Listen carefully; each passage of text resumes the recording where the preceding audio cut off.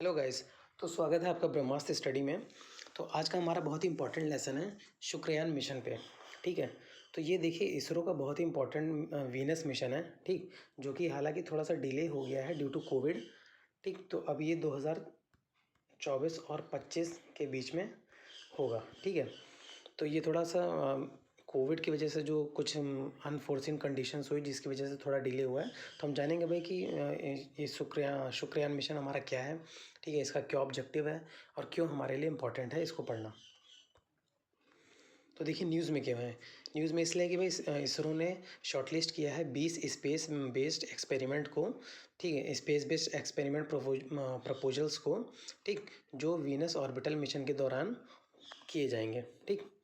तो इसी के अगर रिगार्डिंग न्यूज़ है तो हम देखते हैं भाई आगे क्या इंपॉर्टेंट हमारे लिए कि भाई बात आती है कि भाई शुक्रयान 1 मिशन है क्या। ठीक है। तो ये पहली बार हम वीनस पे जाएंगे तो इसलिए शुक्रयान 1 है।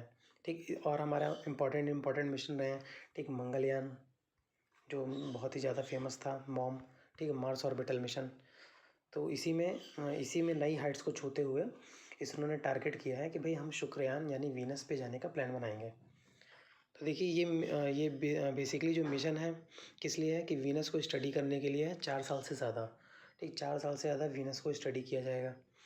और इसके ऑब्जेक्टिव्स क्या हैं। इसका बहुत ही स्पेसिफिक ऑब्जेक्टिव्स होते हैं कुछ। ठीक है। कोई भी मिशन होता है तो इसका भी ऑब्जेक्टिव है कि भाई इन्वेस्टिगेट करना कि सरफेस प्रोसेसेस क्या है वहाँ पे। ठीक। सरफेस में क्या प्रोसेस चल रही है। शैलो सरफेस सब सरफेस स्ट्रेटिग्राफी। तो स्ट्रेटिग्राफी मतलब क्या होता है। स्ट्रेटिग्राफी मतलब basically study of layers and layering of rock. जो भी रॉक लेयर्स होती हैं उनकी स्टडी करना तो वो भी करेंगे। ठीक है। Plus solar wind interaction. तो देखेंगे भाई हम विनोसियन जो हमारा आयनोस्फीयर है। ठीक। उस पर सोलर विंड इंटरेक्शन का क्या असर है। प्लस हम स्टडी करेंगे बहुत इंपॉर्टेंट कि भाई इसका स्ट्रक्चर क्या है। ठीक है। उसके जो केमिकल प्रॉपर्टीज़ हो गई फिजिकल प्रॉपर्टीज़ हो गई तो हम देखेंगे भाई इसका स्ट्रक्चर क्या है कॉम्पोजिशन क्या है डायनेमिक्स क्या है एटमॉस्फेयर का। ठीक। क्या कोई फ्यूचर लाइफ कभी पॉसिबल हो सकती है। तो हम ये सारी चीज़ें वहाँ पर देखने की कोशिश करेंगे अपने इस मिशन के दौरान। ठीक। तो देखिए इस मिशन में क्या कि एक सैटेलाइट प्लान की गई है। ठीक है। जो कि लॉन्च कैरियर कौन होगा हमारा GSLV Mark 2 रॉकेट। ठीक है। हमें पता है कि हमारे यहाँ जैसे PSLV हो गया। ठीक। ASLV है GSLV है। तो GSLV जो हैवी जितने भी होते हैं उनको ले जाने के लिए GSLV है। तो GSLV Mark 2 हम इस्तेमाल करेंगे इसमें। ठीक है। हमारा अपना इंडिजिनस। तो देखिए the proposed orbit is expected to be around 500 into 60,000 kilometre around Venus. ठीक है। जो ऑर्बिट होगा वो 500 इंटू 60,000 अराउंड वीनस होगा। ठीक है। तो ये ऑर्बिट जो है सपोज ये वीनस है तो ये है ऑर्बिट इसकी बात की गई है। ठीक। यहाँ पर लॉन्च होगा ऐसा कुछ होगा। This orbit is likely to be reduced gradually. धीरे धीरे कम होगा। ठीक है। और जैसे over several month to a lower apoapsis. ठीक है। Farthest point. तो देखिए इसमें दो होते हैं एक होता है कि एपोएप्सिस एक होता है पेरिएप्सिस। ठीक है। एपोएप्सिस मतलब कि जैसे कोई ऑर्बिटिंग बॉडी है जो वो अपने सेंट्रल ऑफ मास से एक दूरी पर रहेगी अपार्ट रहेगी तो एपोएप्सिस और पास में रहेगी तो पेरियोप्सिस। ठीक है। तो ये सिंपल है एकदम। और इसमें कोलैबोरेटिव कंट्रीब्यूशन है। देखिए अब ये कोलैबोरेटिव इसमें कंट्रीब्यूशन किसका किसका ये इंपॉर्टेंट है हमारे लिए एग्जाम से कि भाई रशिया इसमें है कोलैबोरेट कर रहा है। ठीक। फ्रांस कर रहा है स्वीडन कर रहा है जर्मनी कर रहा है। तो 4 बेसिक अभी कंट्रीज हैं जो इसमें कोलैबोरेट कर रही हैं। तो भाई ये देखिए वही बात है कि आगे कि भाई कोविड के दौरान क्या हुआ। तो इसरो ने प्लान किया था कि 2023 में इसको लॉन्च करेंगे। ठीक है। अब लेकिन पैंडेमिक आया। ठीक। उसकी वजह से कुछ डिलेज हुई और इसरो को तो अच्छा खासा इफेक्ट झेलना पड़ा। इसरो के कई मिशंस डिले हुए हैं। तो इसमें कहीं ना कहीं अब हो रहा है कि या तो ये 2024 में या 26 में अब लॉन्च हो पाएगा। देखिए प्रॉब्लम इसके साथ ये है वीनस के साथ कि वीनस जो है अर्थ के करीब जो आता है वो 19 महीने में एक बार आता है। ठीक है। तो 19 मंथ्स का पीरियड लेता है जब अर्थ के करीब होता है।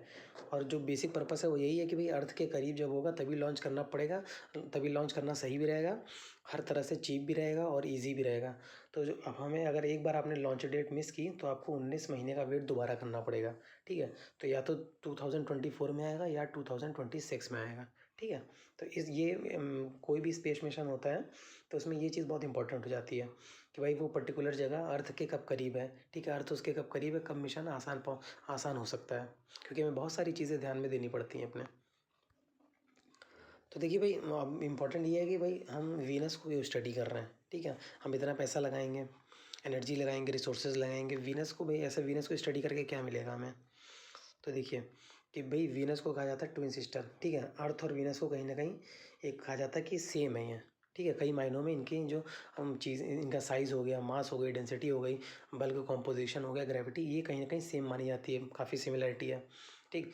दोनों प्लैनेट जो है कॉमन ओरिजिन शेयर करते हैं, ठीक। ये इनका फॉर्मिंग हुआ था सेम टाइम पे, ठीक, कंडेंसिंग नेबुलोसिटी से अराउंड 4.5 बिलियन ईयर्स अगो। तो ये ट्विन सिस्टर इसीलिए इनको कहा जाता है क्योंकि बहुत सारी सिमिलरिटीज़ हैं। तो कहीं ना कहीं अगर हम वीनस को स्टडी करेंगे तो हमें अर्थ के ओरिजिन के बारे में और ज़्यादा जानकारी मिलेगी, ठीक। तो इसलिए हमारे लिए वीनस इंपॉर्टेंट हो जाता है।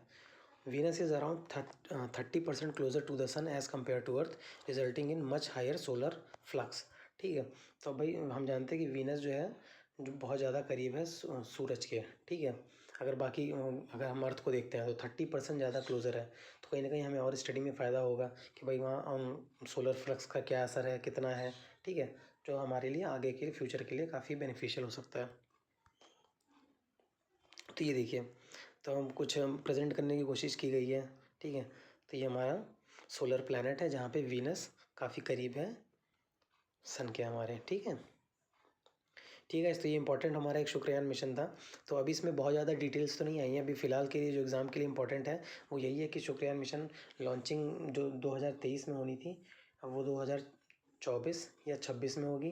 प्लस इसमें कौन कौन सी कंट्रीज़ अभी अभी के लिए इन्वॉल्व हैं, ठीक है। तो रशिया है जो साथ दे रही है, ठीक है, फ्रांस है, जर्मनी है। तो ऐसे कंट्रीज़ हैं जो इसमें अभी इन्वॉल्व हो रही हैं, और हम देखते हैं कि आगे कौन कौन सी कंट्रीज़, क्या नासा भी इसमें आता है कि नहीं आता है। तो बेसिक जो फाइंडिंग्स हैं वो कोशिश करेगी इसरो की जल्दी से जल्दी वो मिशन को लॉन्च करके जल्दी से जल्दी कंप्लीट की जाए। और ये कहीं ना कहीं एक अनदर माइलस्टोन रहेगा हमारी इसरो के लिए, ठीक है। ठीक है, तो अगर आपको अच्छा लगा तो लाइक करिए, सब्सक्राइब करिए। Thank you so much.